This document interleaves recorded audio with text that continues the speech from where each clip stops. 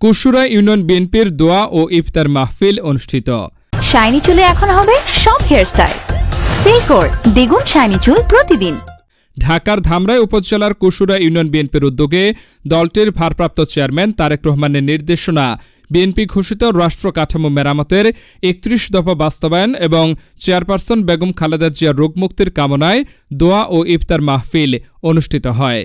অনুষ্ঠানে উপস্থিত ছিলেন কুশুরা ইউনিয়ন বিএনপির সভাপতি মোহাম্মদ আব্দুল হাই, ধামরাই উপজেলা ছাত্রদলের মোহাম্মদ রাকিব হোসেন এবং নবযুগ কলেজ শাখা ছাত্রদলের সভাপতি পদপ্রার্থী মোহাম্মদ আসিফ উজ্জামান।